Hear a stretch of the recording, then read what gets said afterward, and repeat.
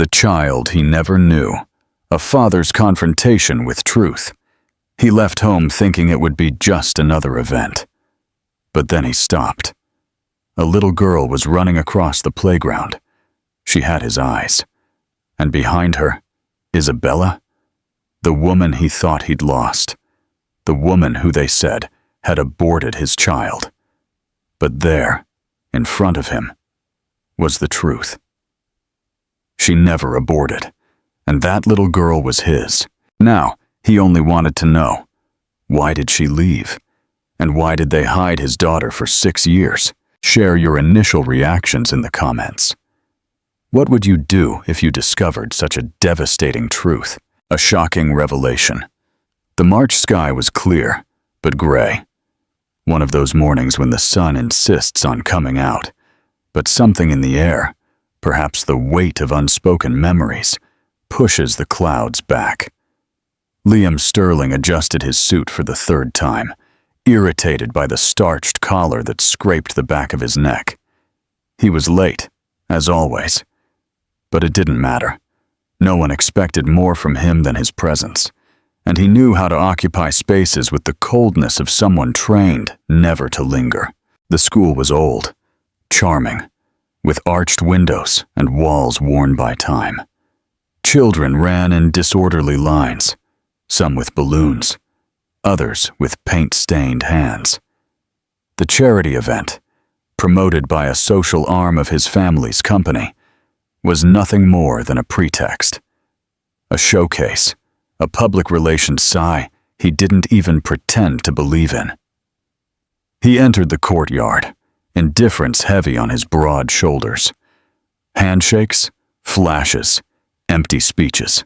He was about to leave when something, not a sound, not a touch, but a dry shiver, made him stop. The laughter, it wasn't loud, nor attention-grabbing, but it was familiar, as if it were an ancient echo torn from deep within his chest. He turned his head slowly, like someone who knows that what he is about to see cannot be unseen. And he saw. A little girl ran across the packed dirt playground, her blue dress fluttering as if the world had turned down its volume just for her to pass. Loose brown hair, sun-kissed skin.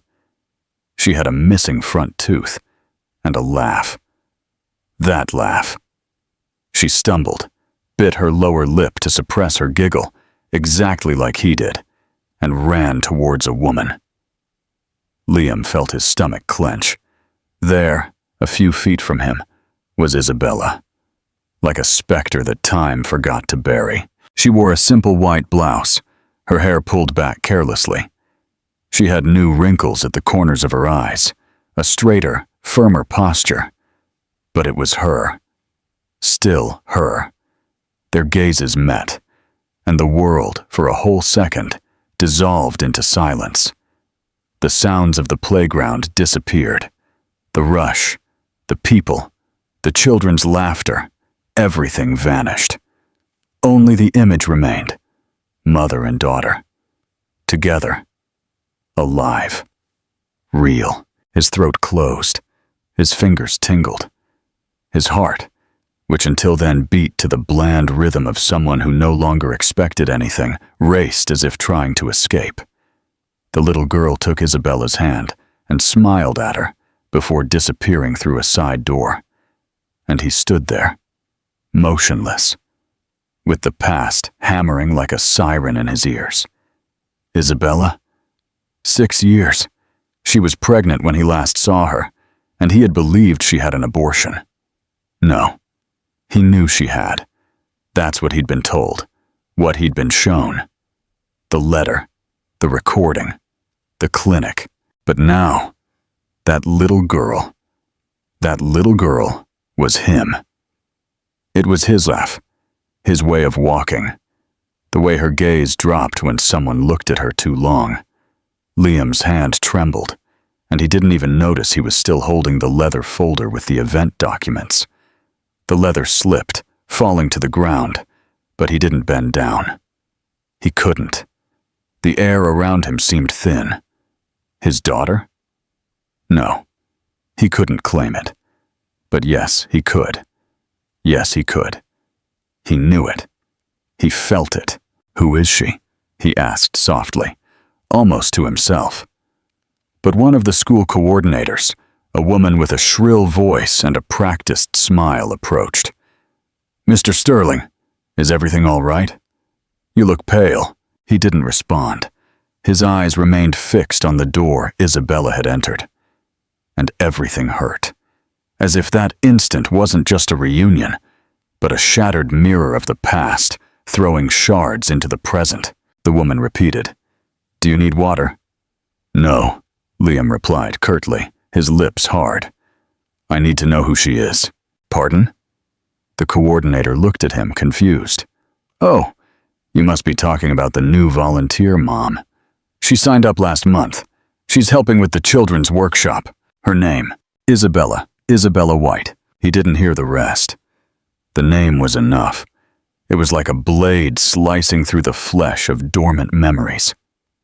Isabella. The name he had spent 6 years trying to tear from inside him. The name his family forbade him to utter. That friends pretended to forget. That he tried to hate and failed. She was there, and she had a daughter. A daughter with his face. He took a step forward. Stopped. Took another. His legs felt like lead. His breath tore at his throat. His head throbbed with disconnected memories. Hands intertwined in an empty park. Nights reading whispered poetry. The discovery of the pregnancy. The fear. The euphoria. And then, the silence. The letter. The contempt.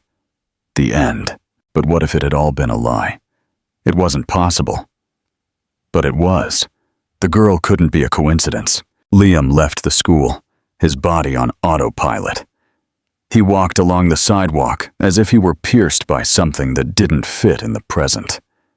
The wind carried the sound of children playing, but he heard nothing. In his mind, only one question.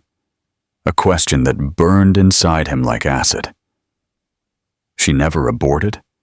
The world, which until then had been made of uncomfortable certainties and calculated routines, had been split in two. And now, all that remained was urgency. He needed to know the truth. Why, if that was what he suspected, if that little girl was his daughter, then Liam no longer had the right to keep walking as if nothing had happened. He stopped at the corner, leaned against an old stone wall, closed his eyes tightly. Deep in his chest, where there had once been a muffled void, something began to scream.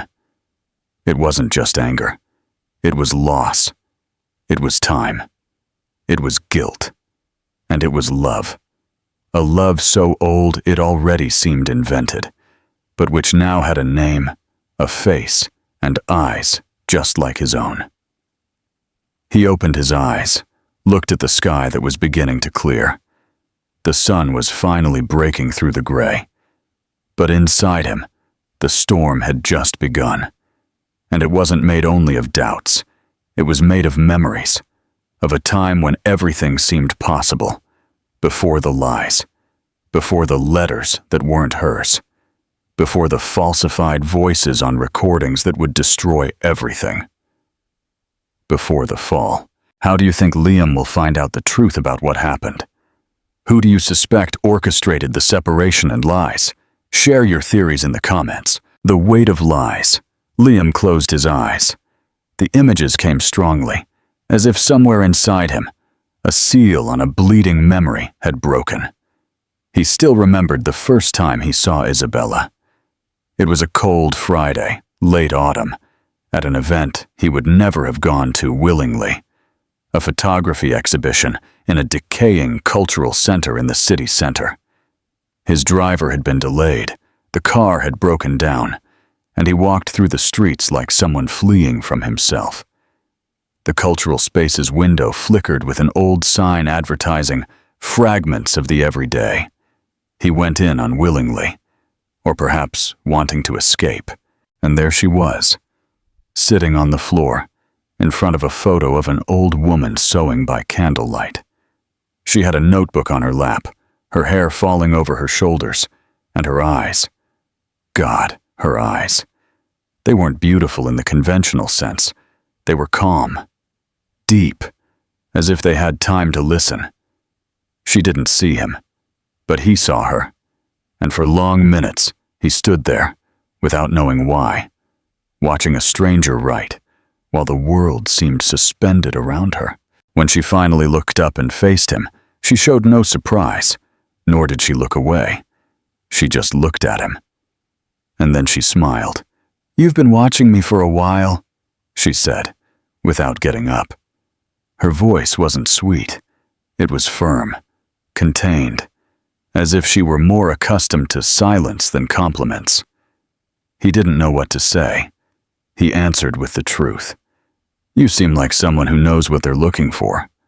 She laughed, closed her notebook. "I never know. That's why I write." That was it. Nothing epic, nothing rehearsed. But what began there didn't end when he left the cultural center that night, because he came back 2 days later. And then again. And then, when she realized it, he was already part of her Tuesdays, of the short walks to the bus stop, of the conversations that began with "Do you believe in destiny?"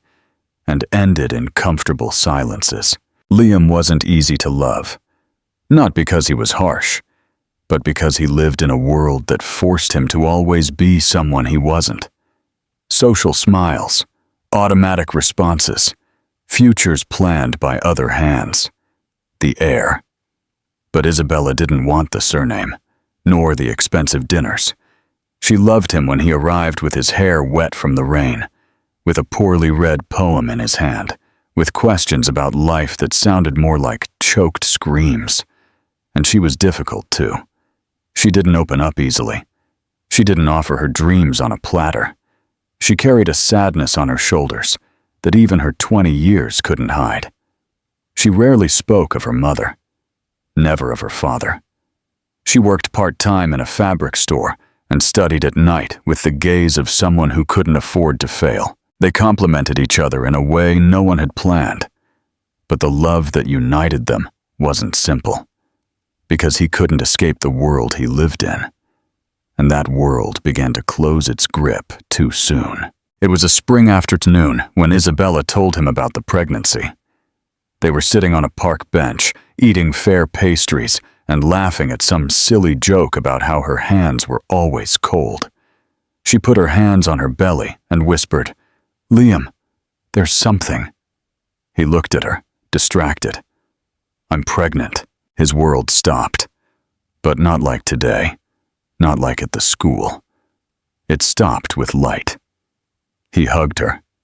He laughed. Then he cried. He said he wanted everything, that they would manage, that nothing else mattered. She trembled. He took her face in his hands. "I won't let anything hurt you, I swear." She believed him, and he believed it too. For a while, but then the Sterlings arrived. They arrived like a whirlwind. Liam's mother was the first. She didn't scream. She didn't cry. She just organized a silent meeting in the family mansion's office, with English tea, a confidentiality agreement, and a glacial stare. "You're going to end this, and then you'll go to London. She's pregnant. Then she stays far away. We will not allow a girl from the wrong side of the tracks to destroy what we have built for generations. It's not her who will destroy it, it's you," Liam had shouted. His father wasn't so restrained. He used words like shame, failure, disinherited. He said that if he didn't break off everything, he would lose everything. The apartment, the name, the shares, the inheritance. "Then disinherit me," Liam had cried. But it wasn't that simple.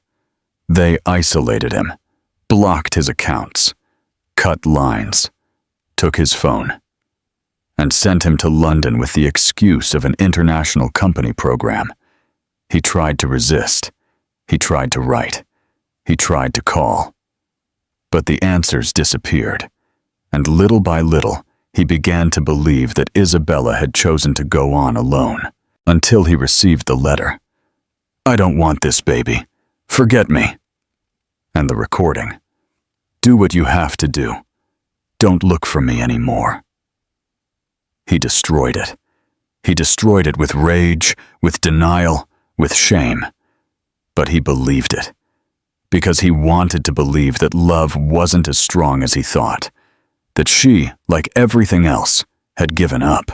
But now, years later, that little girl in the blue dress came to pull at the truth like an anchor at the bottom of his chest. And Liam knew it. He knew he had lost something. He knew his love had been born at the wrong time. But that didn't make it any less real. Perhaps it made it even more so. Because even after all the silence, all the lies, it still hurt. It still burned like an open wound. And as he walked down the street back to his car, the warm, late afternoon wind brought him a scent. Perhaps perfume, perhaps memory. He remembered a night, the two of them, at her mother's house.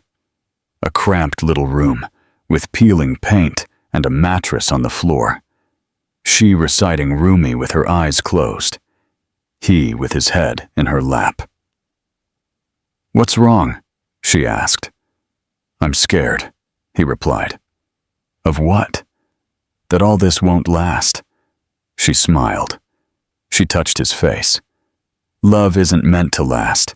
It's meant to hurt. But if it hurts for both of us, it's worth it." Now, he understood. Their love hurt. It still hurt. And perhaps it still lived. But at that time, everything they had was buried. What do you think really happened to Isabella? Why did she believe Liam abandoned her? And who was behind the letter and recording?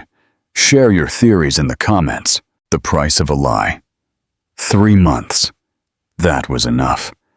3 months of gestation, and the ground beneath Isabella's feet disappeared. Liam's messages, which used to arrive like small breaths in the middle of the day, stopped.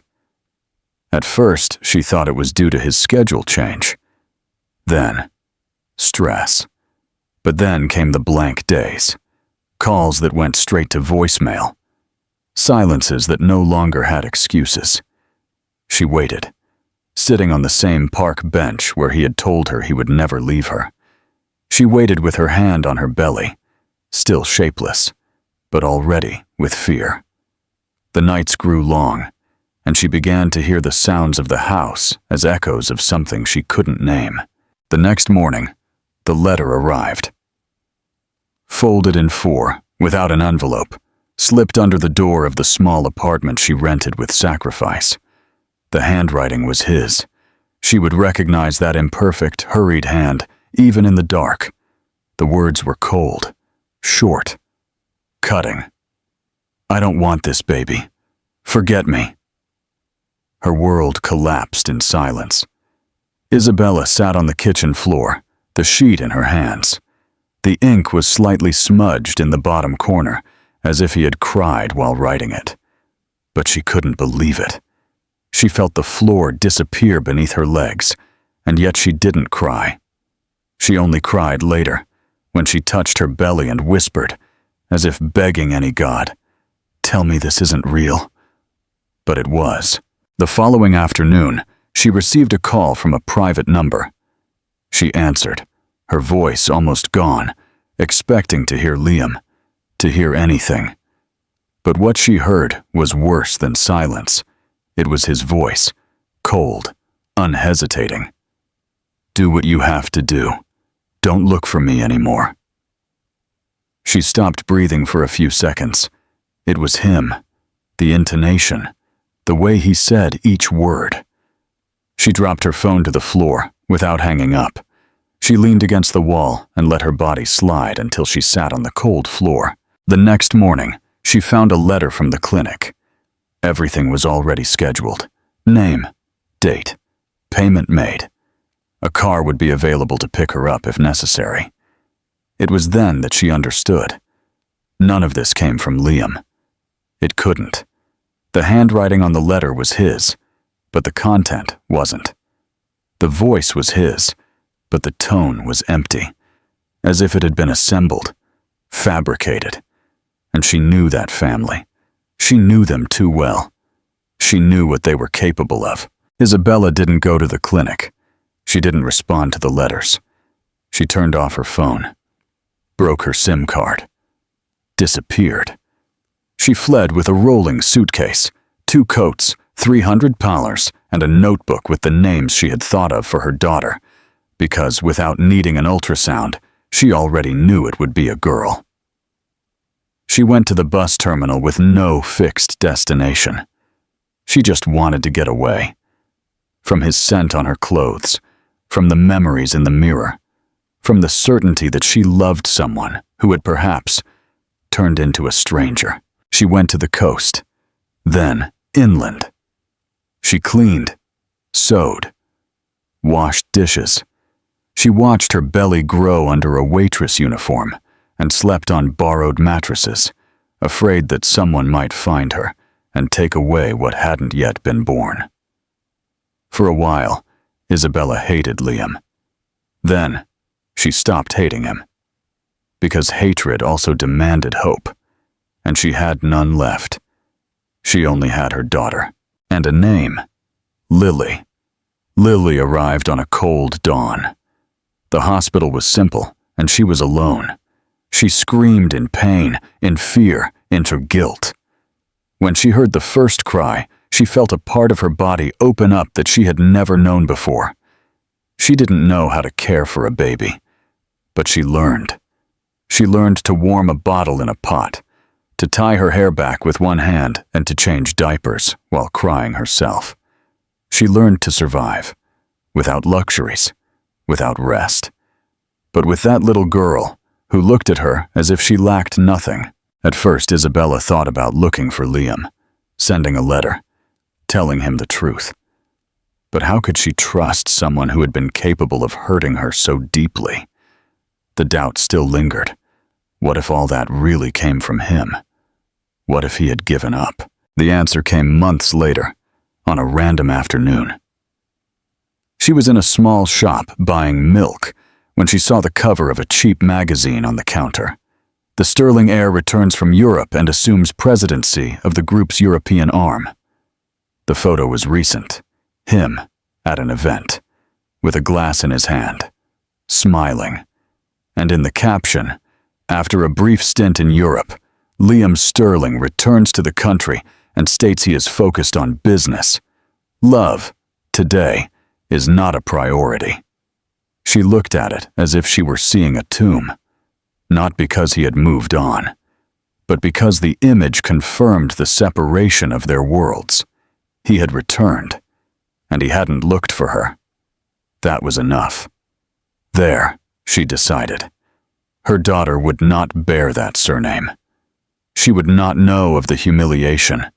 She would not carry the weight of rejection on her shoulders. But deep down, no matter how hard she tried, she could never erase Liam from her daughter's eyes. Because he was there. In the way she frowned, in how she became silent when she thought too much, in her love of books, in how quickly she learned new words, in her habit of observing before speaking. Lily was him, but she was also hers, and Isabella swore she would do everything differently, that she wouldn't let the past dictate who her daughter would be. The unspoken truth. On the other side of the world, Liam was returning from London with his body burdened by unanswered questions. His mother greeted him with a silent dinner and the news that Isabella had moved on with someone else. He didn't question it. He didn't want to hear more. He swallowed the poison. He accepted the grief for something he never got to live. And for years, he lived in the shadow of what could have been. He pushed love into closed drawers, while his soul grew accustomed to surviving. He tried other relationships. None lasted. No woman had that fierce calm.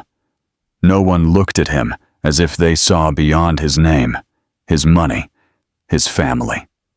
Until that day, that playground, that little girl with mirrored eyes, and Isabella, there, with a look that didn't hate him, but didn't recognize him either. There, the truth hit so hard that time split in two.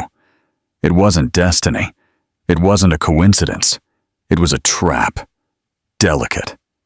Cold. Precise. Set by hands that couldn't tolerate losing control. And in that trap, 2 lives were cast into the abyss. Now, after everything, only one certainty remained. They never stopped loving each other. But someone decided that wasn't enough. And for years, that was enough to destroy them. What will Liam do now that he knows the truth? Will Isabella's family get involved? Share your thoughts and predictions in the comments. Rebuilding from the ground up. Liam understood that he needed to learn to live with the past.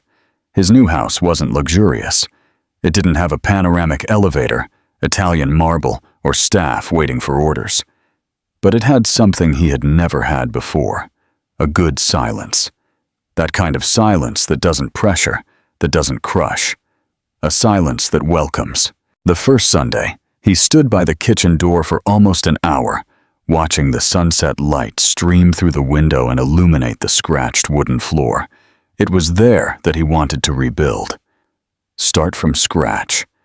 Not as Liam Sterling, the heir, but as Liam, the man who lost 6 years to a lie, and who now wanted to reclaim them, one day at a time. In the days that followed, he started with small things. He invited Lily to have ice cream in the local park. He brought illustrated children's books under his arm, pretending he had just found a copy he thought she might like. Sometimes, she accepted. Other times, she simply smiled politely and said she had other plans. And that was okay. He didn't insist. He was willing to wait. Lily was curious.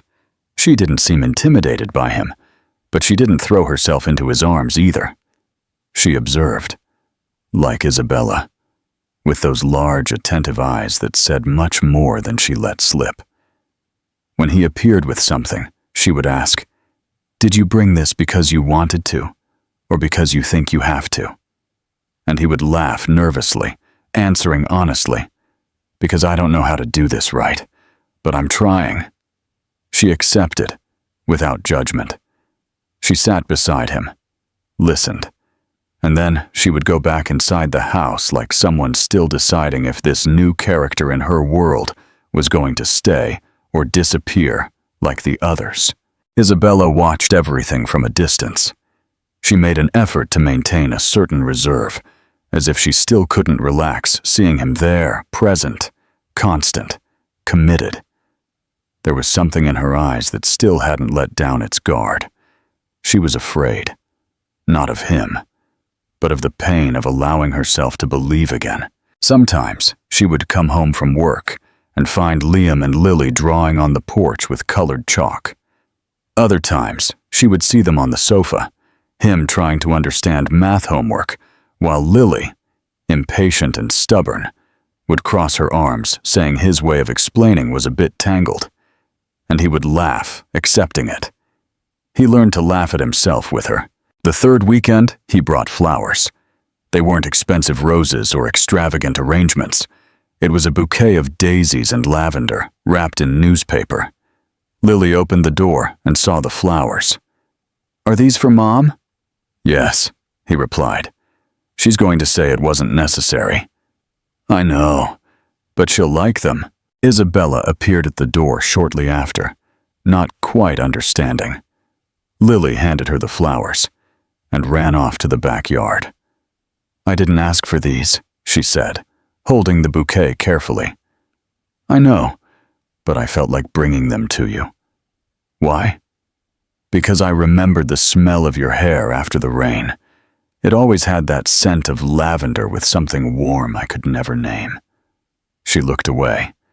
She pressed her lips together. She didn't say anything. But she put the flowers in a vase of water and left them on the kitchen table. There they stayed. They weren't thrown away. The next morning, he arrived earlier. He brought a hairbrush, 3 colorful hair ties, and a tutorial saved on his phone. "Can I try?" Lily hesitated, then nodded. He sat behind her, his hands trembling, trying to understand where one strand began and another ended. He made mistakes. He undid it. He tried again. Until, after 20 minutes, a crooked braid took shape. "It's horrible," she said. "It's authentic. Can I only wear it inside the house?" "Of course." And she smiled. For the first time, a full, unreserved smile. That night, Isabella came home from work and found the two of them sitting on the patio. He was making pancakes on an electric griddle, syrup spilling clumsily. Lily was telling him something about a book, and he listened as if it were the most important thing in the world. Isabella stopped at the door. Her heart raced, because that was what she had dreamed of. A man kneeling beside her daughter. A man who listens, who makes mistakes, who laughs at his mistakes, who comes back. She crossed her arms and leaned against the doorframe. She stood there, motionless, trying to understand what she felt. But her body spoke before her thoughts.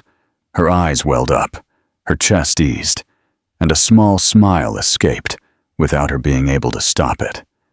Lily looked back, saw her mother, and shouted. He burned the pancake. Liam turned and smiled. "But the next one will be perfect," Isabella laughed, and for the first time, without fear. What do you think is the turning point for Isabella? What does this mean for Liam's role in their lives? Share your thoughts. A Love Reborn. In the following weeks, he started picking Lily up from school on Fridays. He had learned to make oatmeal without it sticking to the pot, and finally discovered the difference between concealer and school paint after washing his face with glitter for 3 days straight. Isabella watched everything. Little by little, the stiffness in her shoulders decreased. She began to offer him coffee when he arrived. Then, they would have dinner together, for convenience at first. But soon, the dinners turned into long conversations. They laughed, remembering old stories. They discussed Lily's upbringing. They planned small changes in their routine. And on a warm afternoon, while Lily rode her bike in the backyard, something changed. Liam was kneeling, holding the back of the bike without training wheels. Lily pedaled with difficulty, her arms tense. But she didn't give up. She tried. Failed. Tried again. "You're going to fall," he said. "I know. Aren't you scared?" "Yes. But you're here. Don't you want me to let go?" "Maybe you'll let go. But you'll be there when it happens." She lost her balance. He ran, caught her, and she fell, laughing. Isabella was on the porch. She saw everything. She saw her daughter on the ground, dirty with grass, laughing heartily. She saw Liam lying beside her, also laughing, as if the world had made sense again. And then, without thinking, she walked down the steps. She went to them. She sat on the ground. Lily went to play with a random twig, oblivious to the tension in the air. Liam remained silent. She looked at him. "You stayed." "I stayed. I never thought I could look at you without feeling pain. And now?" She took a deep breath. "Now, I feel something else." He said nothing. His eyes searched hers, and in the silence that followed, they both knew. It was Isabella who leaned in, slowly, as if something was being unearthed inside her. When their lips touched, the world didn't explode. There was no music, no sky opening, just an encounter. Warm, full, familiar. When they broke apart, she whispered, "This changes everything. This starts everything." The next day, he brought flowers again. Lavender and daisies, the same ones, but this time, not to remember the past. It was for the now. Isabella held the bouquet, looked at him with calm eyes. "What do you want?" "To take care of you, if you let me." She took a moment to answer. Her eyes stung. Her voice came out as a sigh. Yes, and that "if" wasn't just for him. It was for her too, because loving after the fall required courage. But she was no longer afraid, and that changed everything, because living without fear was the only way to live with truth. A family, restored. In the months that followed, Isabella learned to breathe with a full chest again. Lily woke up lighter each day, more talkative, more whole. And Liam, increasingly present, ceased to be just a man who had returned and became the father he chose to be, in every gesture, in every respected silence. It was as if that house, small and smelling of bread in the morning, was molding itself around a new invisible structure, made of trust, care, and patience. But there was an echo that still hit the walls. The past. The reunion with Liam and the reconstruction of their affection had not nullified what had been taken from her. The lost time, the stolen youth, the grief for a story that almost didn't get a second chance. And, more than anything, there was a wound that wasn't hers. It was Lily's. A pain her daughter didn't know how to name, but which still lingered from afar, like the shadow of a secret that would soon grow too big to be ignored. The news arrived one autumn afternoon, a short, almost shy message on Liam's phone. "We'd like to meet the girl, if possible." It was from his mother. Isabella read the text over his shoulder, and she said nothing. She just waited. Liam took a few seconds. Then he asked, lowering his phone, "Do you want me to reply?" She took a deep breath, looked out the window. Lily was playing in the yard, holding a rag doll and talking to the plants, as if the world were simple. They want to see their granddaughter now that they know she exists, after hiding the truth from you for 6 years, after buying our silence with lies. "I know," Liam said, "but they are also her grandparents. And they stopped being your parents when they made you believe I abandoned you." There was silence. Liam sat at the table. "I don't want to force anything. Not for you, not for Lily. But if this opens a door you still have closed, then the decision isn't mine. It's yours." She turned, looked at him for a few seconds. "I don't need to see the parents who destroyed my life. I know. But maybe she needs to see the grandparents who didn't know hers." The next morning, Isabella prepared coffee with trembling hands. Lily was drawing in the living room, humming some made-up song. Liam sent a short message, "Tomorrow at 10. There was no reply. But the next day, at 9:45 a.m., the black car parked in front of the house. Liam's father got out first. He was thinner, more stooped, with whiter hair. He wore the same old suit, but it no longer fit his shoulders well. Then his mother got out. She wore a simple light gray dress, and her eyes were overly made up, as if trying to hide her exhaustion. They stopped in front of the gate. Liam opened it. "Come in." Isabella watched from afar, from the living room doorway. Lily already knew something was different. She watched the movement with a more attentive gaze than usual. Liam's mother stopped in front of the child. She smiled shyly. "You must be Lily." The girl looked at her, frowned, like someone measuring distances with their eyes. "Yes, I am your grandma." Lily didn't respond. She just moved closer, looked at the woman's face as if trying to recognize her from within. And then, in a disarming gesture, she hugged her. It was brief, but it was real. And faced with that, the woman couldn't resist. She broke down in tears. She knelt on the dirt ground and cried like someone carrying an ancient burden. Liam's father stood still. He didn't cry. He didn't move. He just looked at his granddaughter as if she were made of glass. Lily released the hug and ran to get her doll. Liam's mother wiped her tears. She stood up slowly. Isabella appeared at the door. She was firm, but not cold. She crossed her arms, looked directly at the two of them. "I have no idea what you expect from me." Liam's mother tried to speak, but her voice failed. It was his father who stepped forward. We made a mistake. With me, with Liam, with Lily. No excuses, only regret. Isabella didn't respond immediately. She wanted to look into his eyes. She wanted to see if the same man who once threatened to disinherit his own son for loving someone he shouldn't was still there. But no, that man was no longer there. In his place was a tired, empty old man, a man too broken to pretend pride. I'm not here to seek justice, she said. I don't want revenge. I don't want to scream. And I don't need you to beg for forgiveness on your knees. She took a deep breath and concluded, I forgive you, but I don't forget. For her, not for you. Liam's mother cried again, but Isabella didn't approach. She just took a step aside, allowing them to enter. The two crossed the threshold.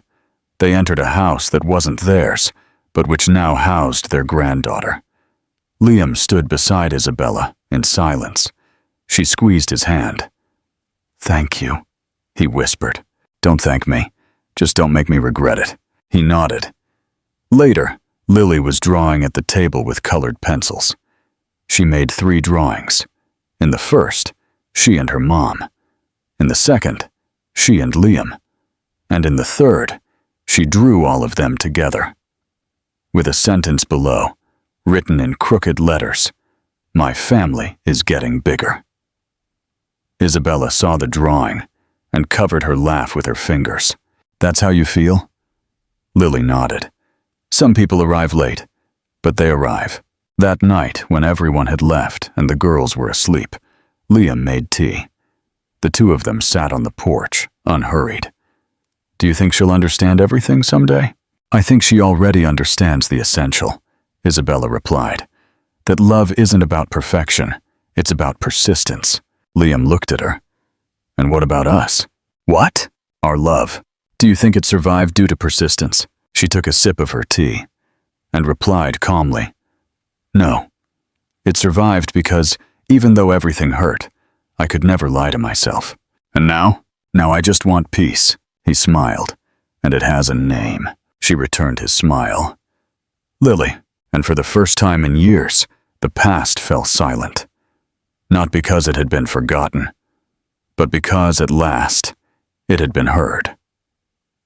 The past rested in peace at the back of the house, like an old trunk of letters no one forgot, but which no longer needed to be opened every day.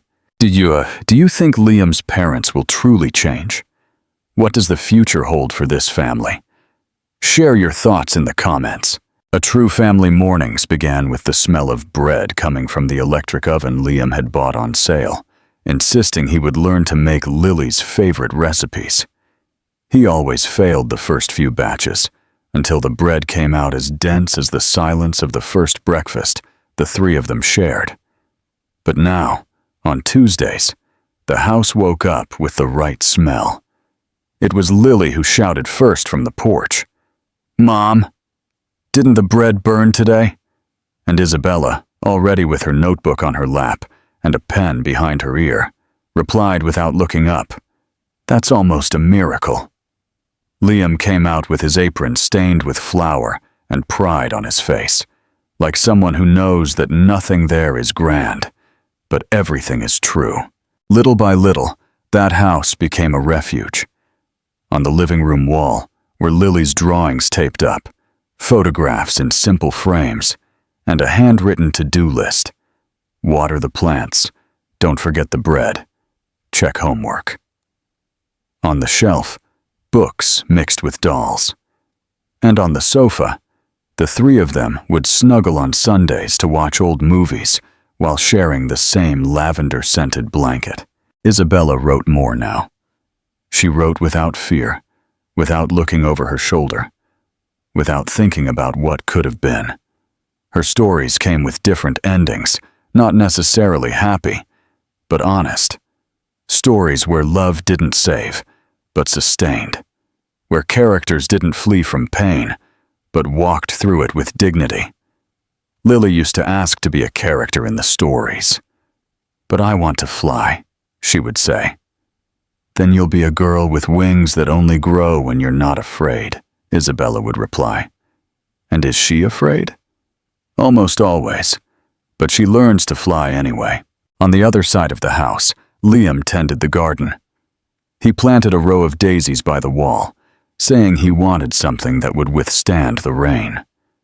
Then he scattered rosemary, mint, and lavender near the kitchen.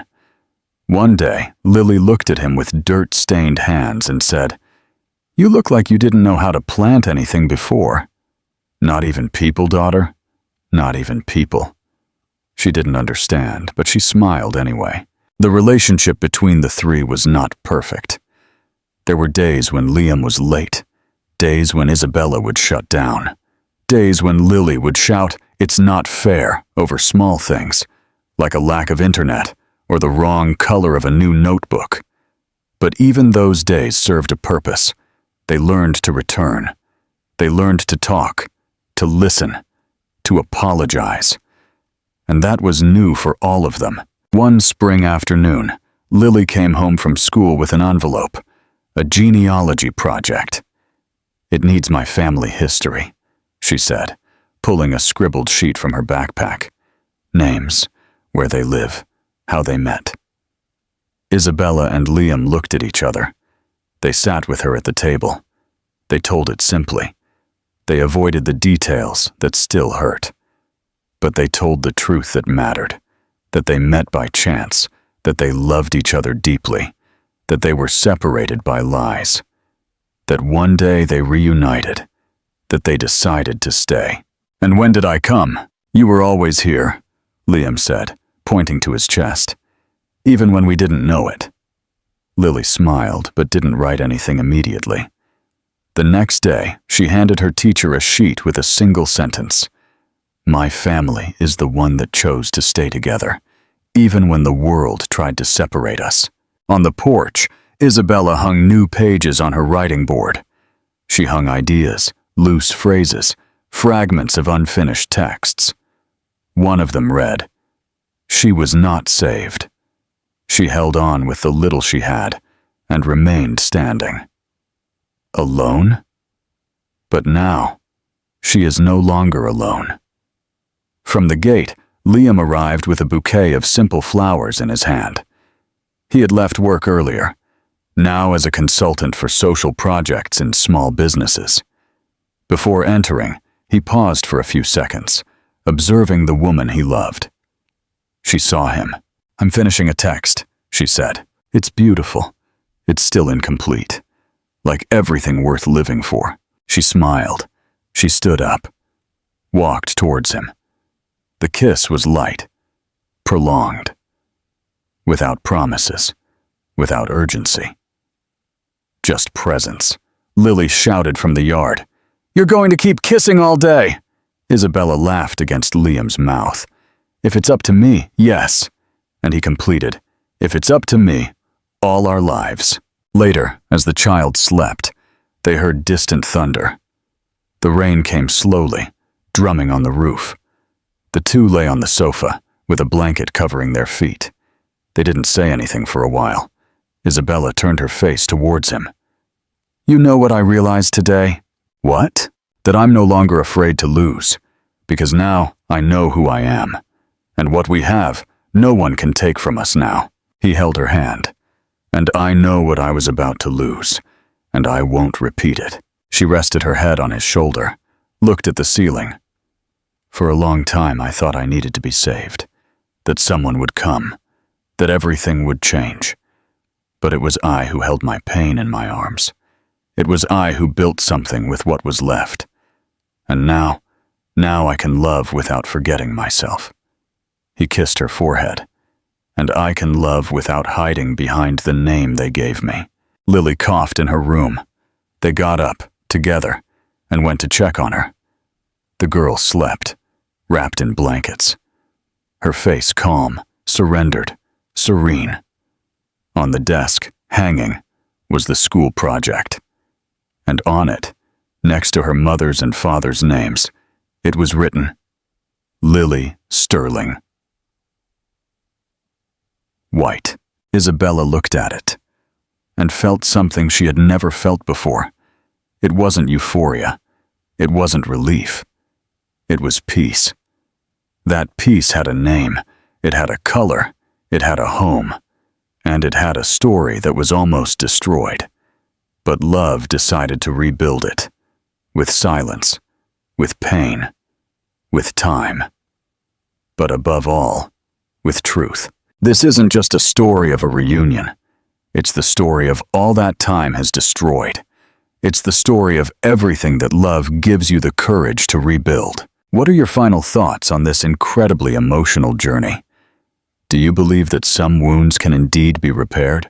Or are there limits to forgiveness? Tell me in the comments. And if this story touched you, like it, share it, and subscribe. Because we still have many truths to tell.